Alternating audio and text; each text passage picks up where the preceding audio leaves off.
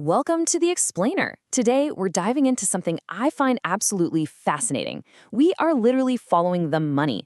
We're going to track exactly how a Nigerian corporate profit transforms into critical funding for universities. We'll trace it step by step, from the exact moment a business calculates its earnings, all the way to the brick-and-mortar classrooms and research labs across the country. It's a really clever system, and by the end of this, you'll know exactly how the whole engine works.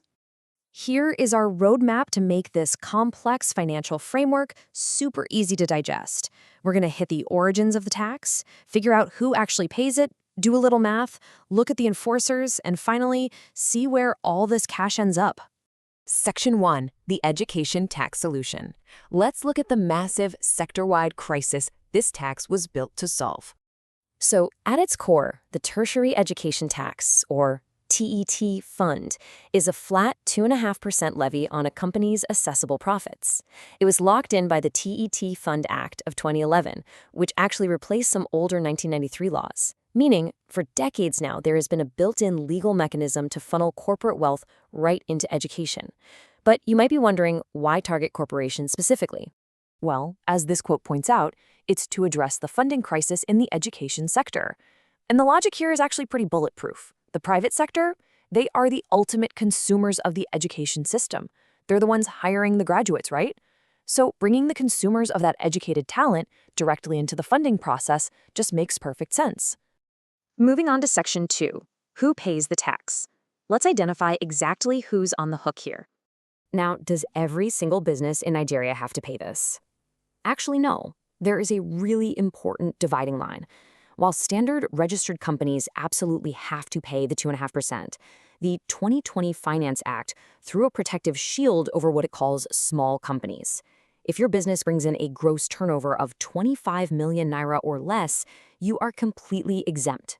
It's a really smart way to make sure the burden falls on businesses with the scale to handle it, rather than crushing emerging startups. All right, Section 3, calculating the tax. Let's do some math on these profits and see how it works in practice. Let's look at a real-world scenario with XYZ Limited. They've got a base total profit of 800,000 naira. But wait, you can't just tax that base number. You have to add back specific items, like their capital allowances of 2.4 million, to find their true assessable profit. So for XYZ, that bumps up to 3.2 million naira, and that is the magic number the government actually cares about. Once you've nailed down that 3.2 million assessable profit, you just hit it with the golden number, 2.5%. For XYZ Limited, that quick calculation means their tertiary education tax bill comes out to exactly 80,000 naira for the year. Pretty straightforward once the profit is defined. But let's scale things up a bit. Take a massive entity like Adobe Limited, for example. If they pull in an assessable profit of 65 million naira, well, apply that same flat rate, and suddenly you're looking at a 1.625 million naira contribution. You can really see how lucrative this tax becomes for the education sector when highly profitable companies get assessed. Section 4, collection and penalties. We've done the math, but who's acting as the enforcer, and what happens if a company simply refuses to pay? Enter the Federal Inland Revenue Service, or FIRES. And believe me, once they get involved, the clock starts ticking fast. Day 0 is when they serve the assessment notice. From there, you have exactly 30 days to pay up. Miss that window? Boom. An immediate 5% penalty drops on the unpaid tax, plus interest at the current bank lending rate. And if you drag your feet for another 2 months after a demand note, your company crosses a major line. You are now officially guilty of an offense. And the stakes here are no joke. We're not just talking about faceless corporate fines. Directors and managers are personally on the line. A first offense could mean a fine up to 1 million naira, or even 6 months in prison. Do it again? It doubles, up to 2 million naira and a year behind bars. Now, here is a really fascinating legal quirk. The 2020 Finance Act actually deleted the specific section outlining these offenses. But oddly enough, it kept the rule saying that getting a penalty doesn't cancel your tax debt. Legal experts point out this creates some serious ambiguity, because technically, you can only have penalties if there's a recognized offense. Still, pending clarification from the FIRS, these massive fines and jail times remain the standard warning, and definitely not something you'd want to test.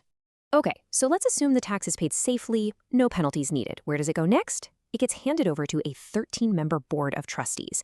These folks are the nerve center of the whole operation. You've got reps from all 6 geopolitical zones, high-ranking education and finance officials, the whole shebang. Their job is to vet school requests, approve projects, and monitor the rollout. And to keep their own lights on, they're legally allowed to scrape off up to 5% of the previous year's collected funds for admin and project monitoring costs. Which brings us to Section 5, where the money goes. Let's track these funds to their final destination. Now, the board can't just pass out this cash willy-nilly. They are legally locked into a very strict 2-to-1-to-1 allocation formula.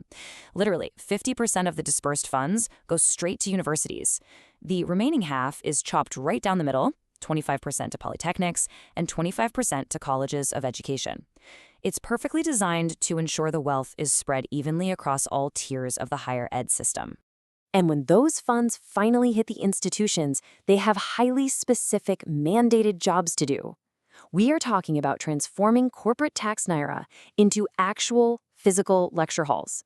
It buys vital instructional materials and lab equipment, it funds heavy-hitting academic research, and pays for staff development so educators are operating at their absolute best. It's a direct pipeline from corporate profits to the intellectual growth of the country's future workforce. Look, there is no question that every single corner of the Nigerian tertiary system has felt the impact of this cash flow. You can literally see it in the new buildings and the research grants all over the country. But as we wrap up this explainer, I want to leave you with a provocative question drawn straight from our source material. Given the astronomical scale of Nigeria's educational needs, to what extent has this tax actually cured the funding crisis? Is taking a slice of private wealth a true fix, or is it just a vital but temporary patch on a much larger systemic problem? It's definitely something to chew on the next time you see a corporate profit report. Thanks for hanging out with me on this deep dive, and keep learning.